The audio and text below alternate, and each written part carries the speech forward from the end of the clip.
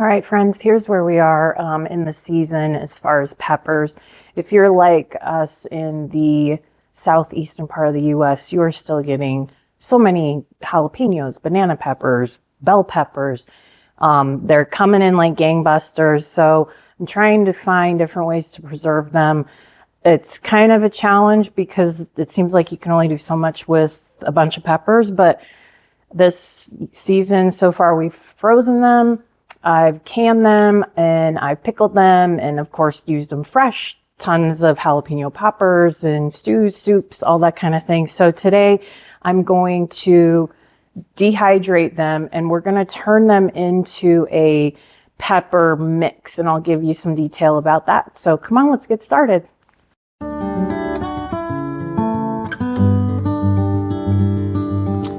right, so here is the pepper harvest that we've gotten this week.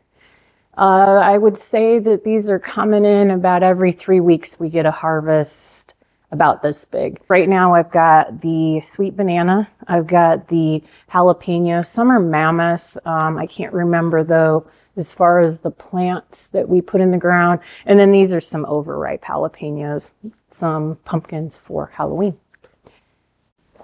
So to give you an idea of what I'm aiming for today, I have had this for about 1.5 years now. It is all dried peppers, and I'll show you what that looks like. It smells amazing, very fresh, good stuff.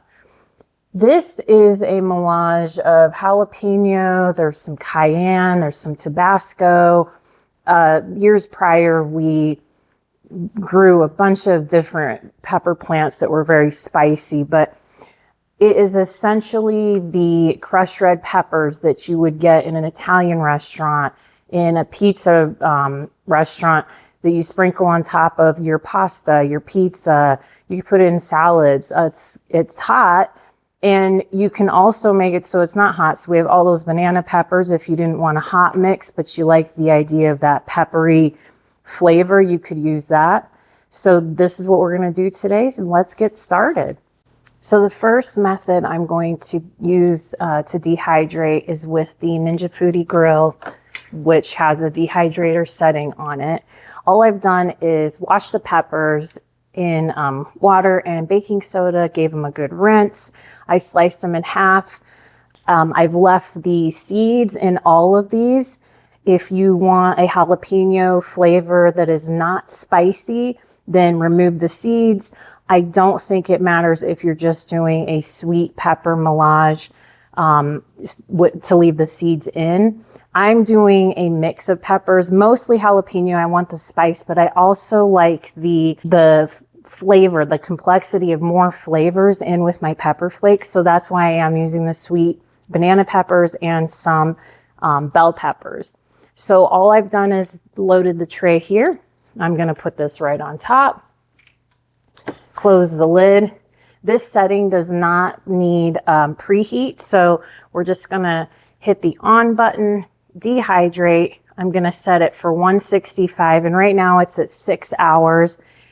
I will check it in 6 hours and see if it's what I would like it to be consistency-wise. I will recommend that if this is the only way you are dehydrating your peppers, take this into the garage because the house will smell extremely peppery and you might sneeze a lot. So, but that's another option. If not, I mean, it's fine. You're not going to get sick or anything. Maybe just crack a window just so it's not so peppery. We're going to hit start and we're going to check it in 6 hours. The other method I'm going to use is with the oven. I have loaded these trays. This is about the only amount of trays I can fit in my oven at one time. I do have a convection setting on my oven. However, the temperature does not go below 300 degrees, and I want it to be a lower temperature than that. So I've got it preheated on the bake setting. I'm going to load these peppers up.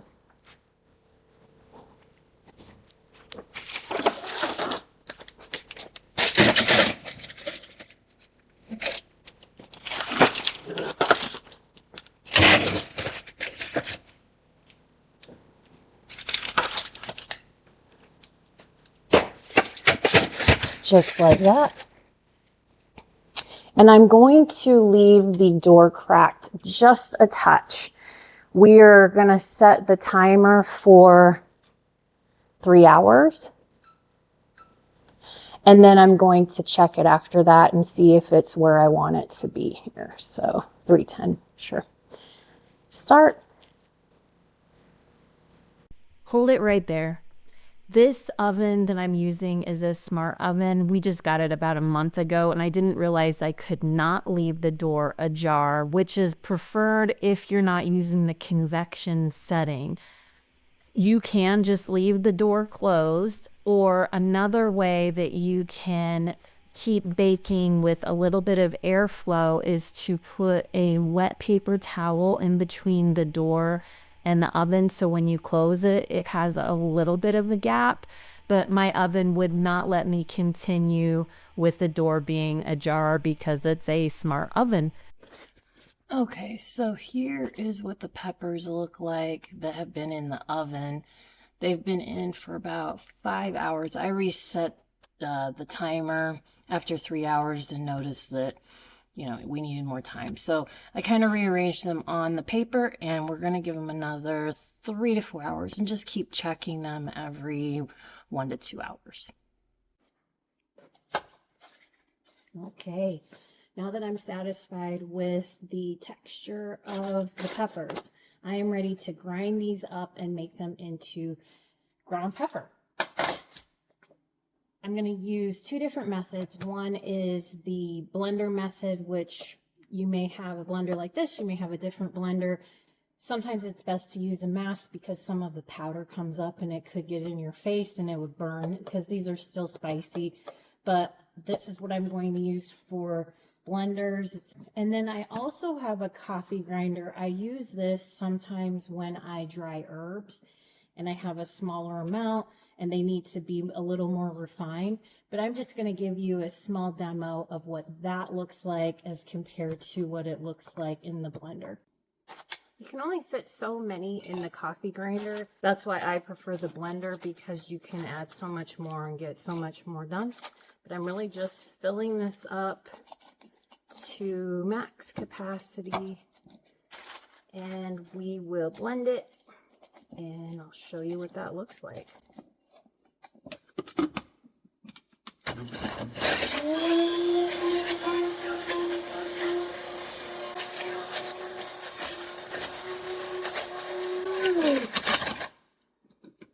Okay, so I'm going to stop here. As you can see, there are still plenty of peppers in here. I might have filled it too full, but my point is you have to grind such a tiny amount at a time to get the pepper consistency that you want using a coffee grinder. If that's the only thing you have, then just do it in small batches. But I prefer the blender. But this, see that, is what we're looking at as far as the consistency of the pepper flakes in the blender. And I'll compare this to what we get out of the blender. So let's use the blender.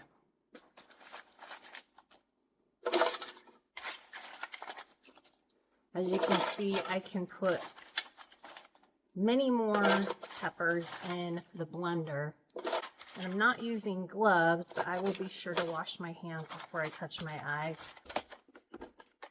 So I lock this in. Lock this shut. Power on. And I'm going to pulse.